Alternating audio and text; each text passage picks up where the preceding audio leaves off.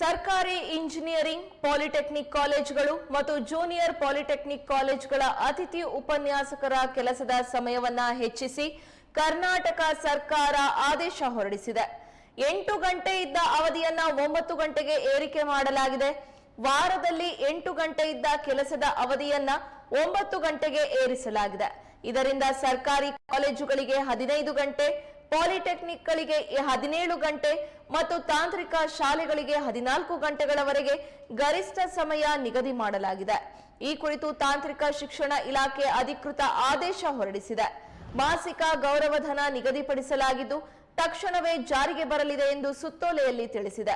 ಇಲಾಖೆಯು ಕೆಲವು ಷರತ್ತುಗಳನ್ನು ಕೂಡ ಹಾಕಿದೆ.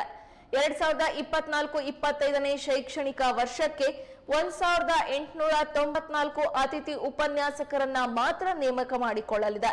ಇದರಲ್ಲಿ ಸರ್ಕಾರಿ ಇಂಜಿನಿಯರಿಂಗ್ ಕಾಲೇಜುಗಳಿಗೆ 294, ಪಾಲಿಟೆಕ್ನಿಕ್ ಮತ್ತು ಕಿರಿಯ ತಾಂತ್ರಿಕ ಶಾಲೆಗಳಿಗೆ 1600 ಉಪನ್ಯಾಸಕರ ನೇಮಕ ಮಾಡಲಿದೆ. ಅತಿಥಿ ಉಪನ್ಯಾಸಕರ ಗರಿಷ್ಠ ಕೆಲಸದ ಅವಧಿಯನ್ನ ಕಡ್ಡಾಯವಾಗಿ ಪರಿಶೀಲಿಸಿ ಅಗತ್ಯ ಕ್ರಮ ಕೈಗೊಳ್ಳಲಾಗುವುದು ಎಂದು ಆದೇಶದಲ್ಲಿ ತಿಳಿಸಲಾಗಿದೆ.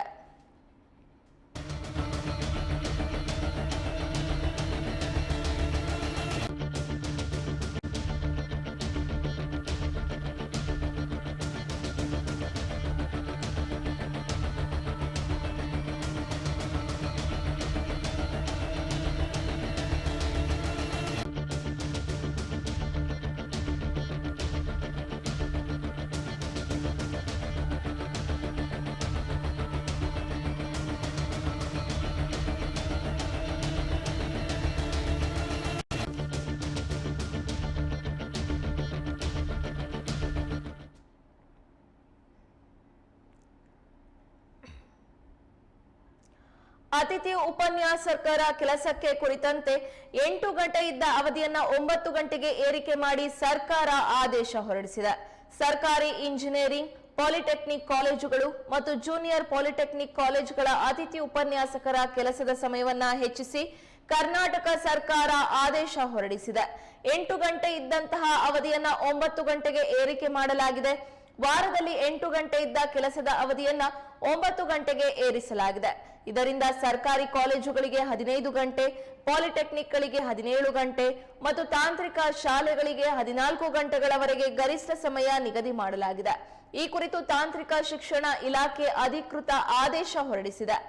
ಮಾಸಿಕ ಗೌರವಧನ ನಿಗದಿಪಡಿಸಲಾಗಿದ್ದು ತಕ್ಷಣವೇ ಜಾರಿಗೆ ಬರಲಿದೆ ಎಂದು ಸುತ್ತೋಲೆಯಲ್ಲಿ ತಿಳಿಸಿದೆ.